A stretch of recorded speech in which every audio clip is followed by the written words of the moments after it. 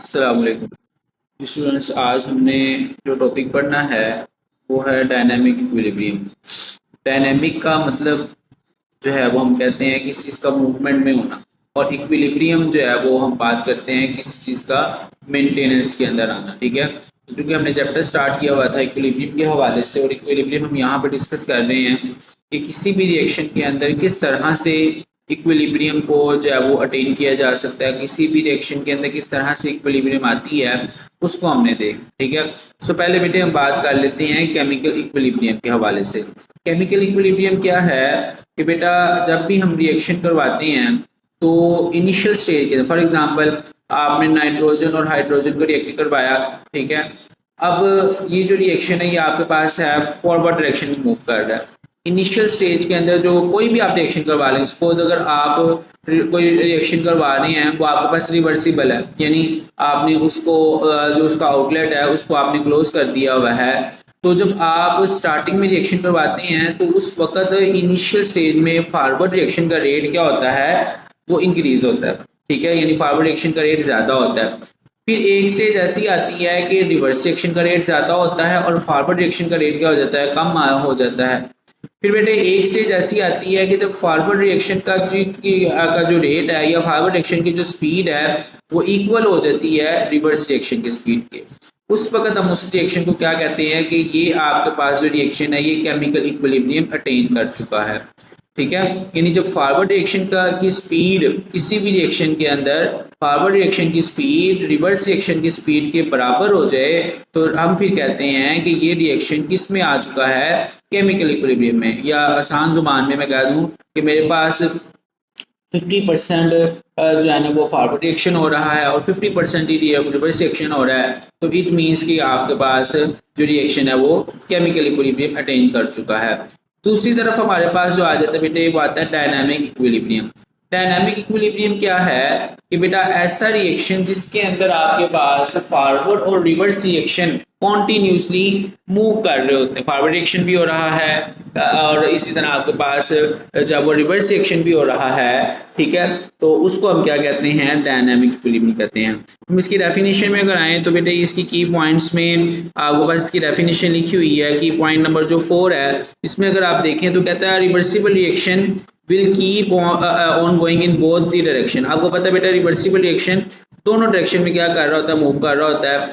ठीक है, जैसे आपके पास ये ऊपर जो एक्सरसाइज में सवाल लिखा हुआ है, ये जो रिएक्शन मेंशन है इथाइल अल्कोहल और एसिटिक एसिड का, ये आपके पास रिवर्सिबल रिएक्शन है।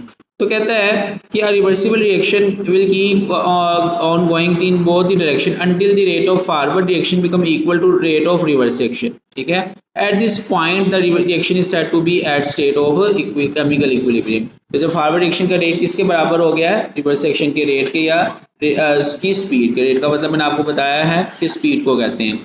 अच्छा, दूसरी तरफ अगर आप आए तो वो आपके पास जो है वो आ जाता है डायनामिक इक्विलिब्रियम। कहता है both the forward and reverse reaction keep on going at the state of chemical equilibrium. कि जब अब दोनों रिएक्शन हो रहे हैं, फॉरवर्ड भी हो रहा है रिवर्स भी हो रहा है, फॉरवर्ड भी आपके पास मूव कर रहा है और रिवर्स भी मूव कर रहा है, तो डायनामिक का मैंने आपको स्टार्टिंग में बताया था कि किसे कहते हैं, मूविंग स्टेट को कहते हैं। तो बेटे इसको हम क्या कहते हैं, डायनामिक इक्विलिब्रियम का नाम देते हैं। ठीक है, यानी दोनों में अगर हम की डिफरेंस देखें तो जो डायनामिक इक्विलिब्रियम है वो उसमें चीजें मूव करती हैं, जबकि जो केमिकल इक्विलिब्रियम है उसमें कोई भी चीज आपके पास इक्विलिब्रियम अटेन कर चुकी होती है। ठीक है, यानी वो आपके पास मजीद आप कह लो कि मूव नहीं कर रही होती। ठीक है, यानी वो इसमें इक्विलिब्रियम में तवाजुन आ चुका होता है। अच्छा बेटे उसके बाद जो है वो आपके पास उसने सवाल है शॉर्ट क्वेश्चन में, कैटालिटिक मेथिनेशन उसको हम क्या कहते हैं। ठीक है, कहता है vast deposit of coal are available in थर्सिन। ठीक है, हमने यहाँ पे कैटलिस्ट के हवाले से बात करनी है। कैटलिस्ट आपको पता है कि कोई भी ऐसी चीज़ है, कोई भी ऐसी सब्सटेंस जिसको हम किसी भी केमिकल रिएक्शन में ऐड करते हैं ताकि उसकी स्पीड को इंक्रीज किया जा सके। ठीक है, तो vast deposit of coal are available in third scene. कहते हैं कि कोयले के बहुत से जो आप कह लो कि जो है ना वो मौजूद है डिपॉजिट्स, कहाँ पे, थर और सिंध के अंदर। This coal can be used to generate electricity, और इस कोयले को इस्तेमाल किया जाता है इलेक्ट्रिसिटी जनरेट करने के लिए।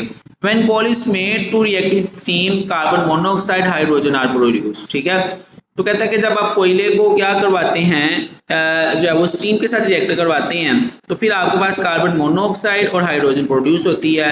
These products then react by reversible reaction called catalytic मेथनेशन।